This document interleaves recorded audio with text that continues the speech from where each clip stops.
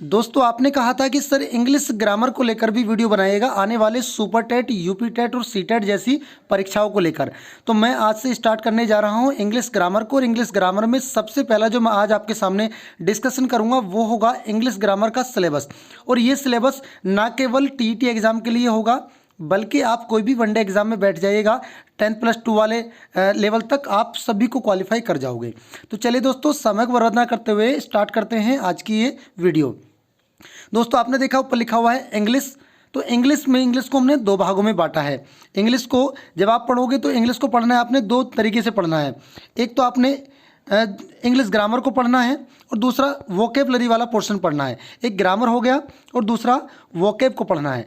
English grammar में आपको क्या क्या पढ़ना होगा और उधर आपका वोकेबलरी में आपको कौन कौन सी बातों पर फोकस करना है, क्या आपको पढ़ना है क्या नहीं पढ़ना है और किस लेवल का पढ़ना है, ये भी मैं आपको बताऊंगा। बशर्ते कि आप लोग कंटिन्यू वीडियो को देखते रहें, क्योंकि इसके बाद basic fundamental of English language की एक वीडियो आपको जल्दी ही मिलेगी और उसके बाद डे बाय डे आपको ये वीडियो सभी मिलती रहेंगी। यूपी टेट का एग्ज़ाम जो डिले हो गया है वो आगे होगा, ऐसा तो नहीं है कि वो नहीं होगा, वो कंटिन्यू होगा।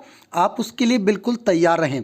तो चलिए देखिए, अगर मैं ग्रामर की बात करूं दोस्तों तो ग्रामर में सबसे पहले देखिए, ग्रामर में सबसे पहले बात करेंगे हम basic fundamental of English language. यानी सबसे पहले आपको पढ़ना है इंग्लिश से संबंधित वो बेसिक बातें जो अंग्रेजी से संबंधित पूछी जाती हैं।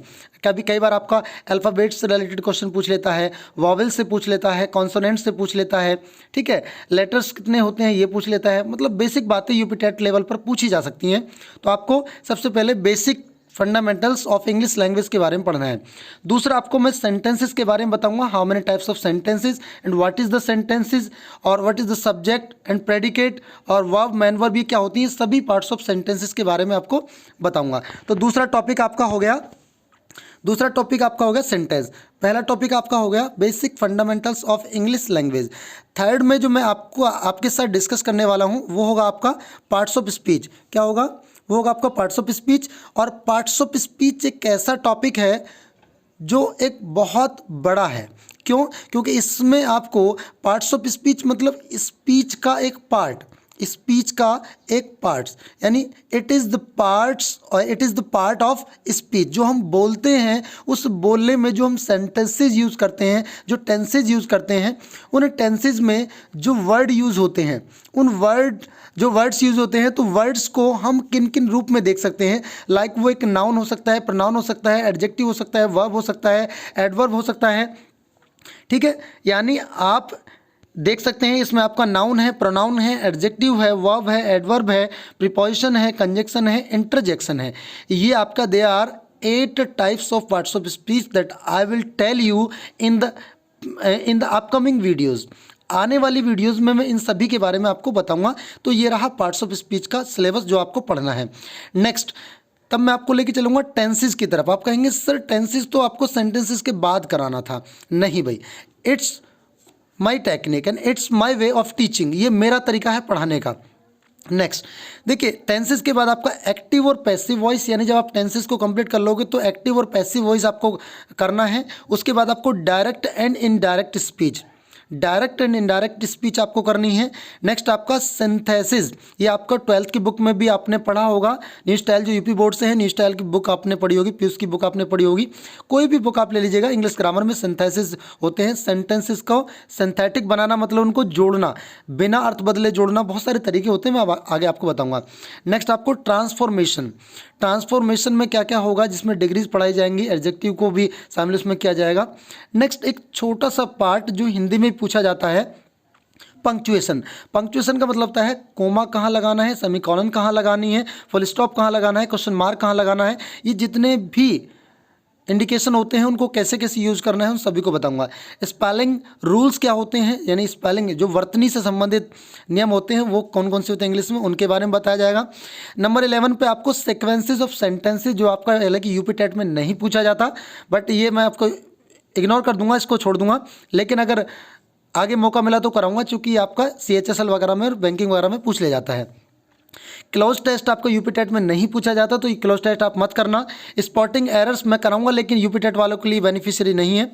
सेंटेंस इम्प्रूवमेंट, तो नीचे के जो ये 11, 12, 13 और 14 नाम टॉपिक जो हैं ये आपका यूपी टेट वालों के लिए नहीं है, लेकिन जो एसएससी का एग्ज़ाम देने जा रहे हैं उनके लिए टॉपिक होंगे, तो वो एक बार आप पढ़ लीजिएगा। अब देखिएगा, अब आपको वोकेब में क्या क्या पढ़ना है। देखो मैंने बताया 2 तरीके से आपको पढ़ना है। तो वोकेब में क्या पढ़ना है, वोकेब में एक बार देख लीजिएगा। वोकेब में सबसे पहले, ये टॉपिक सभी के लिए है, चाहे वो आप एसएससी का एग्ज़ाम दे रहे हैं, चाहे आप यूपी टेट का दे रहे हैं, सी टेट का दे रहे हैं, या अदर कोई एग्ज़ाम जिसमें अंग्रेजी को पूछा जा रहा है, उन सभी में वन वर्ड सब्स्टिट्यूशंस पूछे जाते हैं। मतलब वो कई शब्दों के एक शब्द, जैसे किसी के माँ बाप ना हो तो उसको क्या बोलेंगे। जैसे हिंदी में पूछते हैं ना, एक वो व्यक्ति जो भगवान में आस्था रखता हो, a person who believes in the God, उसको क्या बोलेंगे, थीस्ट बोलेंगे। ऐसा पर्सन जो भगवान में विश्वास ना रखता हो, भगवान की पूजा पाठ ना करता हो, ठीक है, तो उसको क्या बोलेंगे, एथिस्ट बोलेंगे। तो ऐसा ही वन वर्ड सब्स्टिट्यूशन आपको बताए जाएंगे। Next, idioms and phrases. Idioms and phrases क्या होते हैं, जिनको हिंदी में कहते हैं मुहावरे व लोकोक्तियाँ।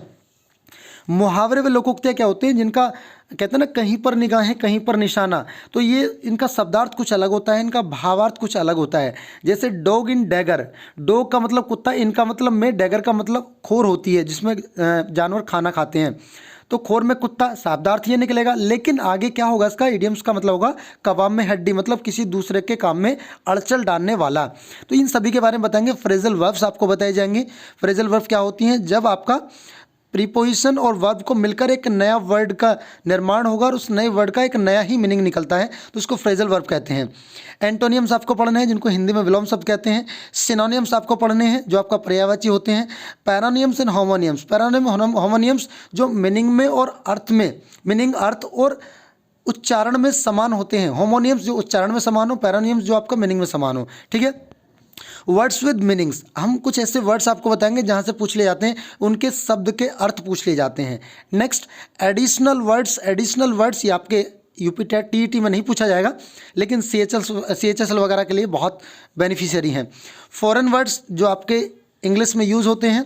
मिस स्पेल्ड वर्ड, तो ये है आपका टोटली इंग्लिश ग्रामर का जो आपको पढ़ना है सिलेबस, ठीक है। और आप चाहते हैं कि कंटिन्यू आप इससे संबंधित हमारे साथ जुड़े रहें। अच्छा, कुछ सम स्पेशल चैप्टर्स हैं जो मैं आपको कराऊंगा, जैसे सब्जेक्ट वर्ब एग्रीमेंट, सब्जेक्ट और वर्ब के बीच का एक समझौता, कैसे सब्जेक्ट के साथ कौन सी वर्ब आएगी, कौन सी वर्ब के साथ कौन सा सब्जेक्ट आएगा, कैसे प्लूरल आएगा, सिंगुलर वर्ब आएगी या प्लूरल वर्ब आएगी, ये मैं आपको बताऊंगा। क्वेश्चन टैग्स क्या होते हैं उनके बारे में बताऊंगा। कंडीशनल सेंटेंसेस क्या होते हैं उनके बारे में बताऊंगा। ऑब्जेक्टिव कॉम्प्रीहेंशन क्या होता है, उन सभी के बारे में मैं आपको बताऊंगा। यानी ऑल ओवर मैं आपको दिखा रहा हूँ, ये जो है ये टोटली सिलेबस है। ये क्या है, ये सिलेबस है जो मैंने आप लोगों के लिए, हालांकि ये पूरी पीडीएफ मैं आपको टेलीग्राम चैनल पर प्रोवाइड करा दूंगा। टेलीग्राम चैनल का लिंक आपको नीचे डिस्क्रिप्शन बॉक्स में मिल जाएगा, ठीक है। तो दोस्तों, आई होप कि आप लोगों को पूरा सिलेबस कन्फर्मली समझ में आ गया होगा। और अगर आप चाहते हैं कि ये सीरीज़ कंटिन्यू रहे तो इस वीडियो को शेयर करें अधिकतर बच्चों तक। जल्दी basic fundamental of English language जो आपका पहला ही टॉपिक है आपके सामने आ जाएगा। चलिए दोस्तों, मिलते हैं अगली वीडियो के साथ, तब तक के लिए जय हिंद, जय भारत, खुदा हाफिज़।